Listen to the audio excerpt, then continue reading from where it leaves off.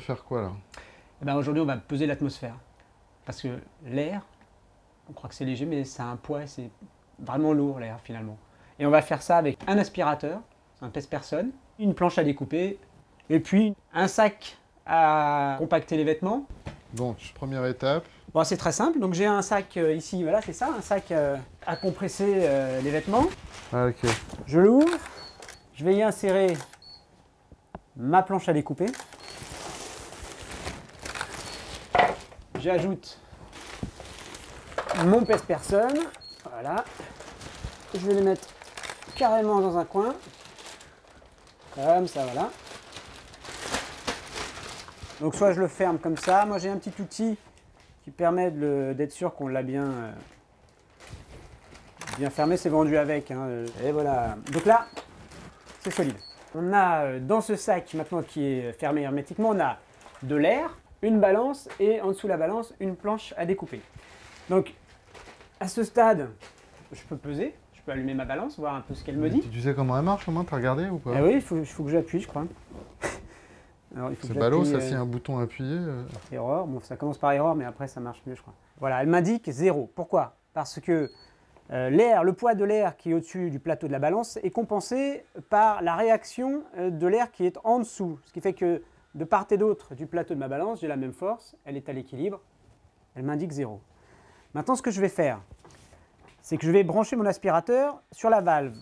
Je vais donc enlever de l'air. L'aspirateur va aspirer l'air qui est dans le sac, va retirer une partie de l'air qui est dans le sac, il ne va pas retirer tout l'air qui est dans le sac, il ne pourra pas, il n'est pas assez puissant. Mais en tout cas, il va en retirer suffisamment pour que finalement, eh bien, le poids de l'air en dessous ne soit plus exactement compensé par le poids de l'air, par la réaction, pardon, de l'air qui est en dessous le plateau. Du coup, je vais avoir un déséquilibre et je vais voir sur ma balance va m'indiquer ce déséquilibre. Et donc, on va voir le poids de l'air qui est au-dessus, on va le voir. Alors, on y va. Je l'ai mis à fond. Il est à 0 là? Il est à 0? Il est pas. Ah ouais, on va le mettre à 0 et c'est un bon réflexe. On y va.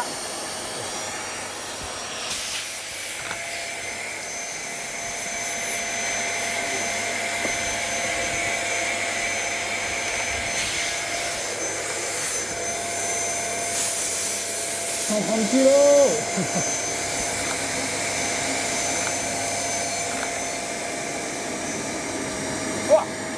Record. Voilà, 138, record. Nickel, hein? Alors là, on mesure 130 kg. Ouais. Mais 130 kg, c'est le max de cette balance. On ne peut pas mesurer plus. Si on va au-delà, elle va nous dire stop, on arrête, moi je ne peux pas faire plus. Si on avait une balance qui pouvait aller au-delà, on pourrait monter encore au-dessus. Mais on n'arriverait jamais encore, on n'arriverait pas au vrai poids de l'atmosphère au-dessus de la balance. Parce que notre aspirateur ne va jamais réussir à faire un vide d'air complet, quoi. Pour vraiment avoir le poids de l'atmosphère sur cette balance, il faudrait qu'on ait enlevé tout l'air qui est en dessous et qui empêche et qui compense en partie le poids de l'air. Ça veut dire qu'on ne mesure pas vraiment le poids de l'atmosphère avec notre balance et notre aspirateur. On peut mettre qu'en évidence que l'atmosphère a un poids. Voilà, et c'est ce qu'on fait là, on met en évidence qu'il y a un poids. Et ce n'est pas ce poids-là, le poids de l'atmosphère.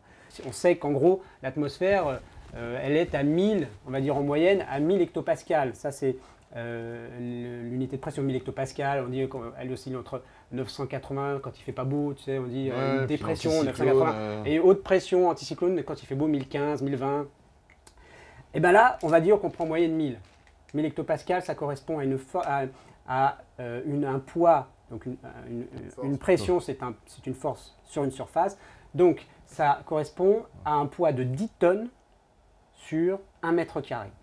1000 hectopascales, un poids de 10 tonnes sur 1 mètre carré.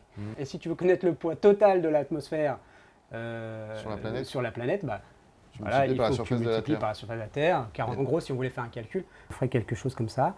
Je ne l'ai pas fait. Tu veux qu'on le fasse? Bah je sais pas, ouais, pourquoi pas. Bah voilà la Terre.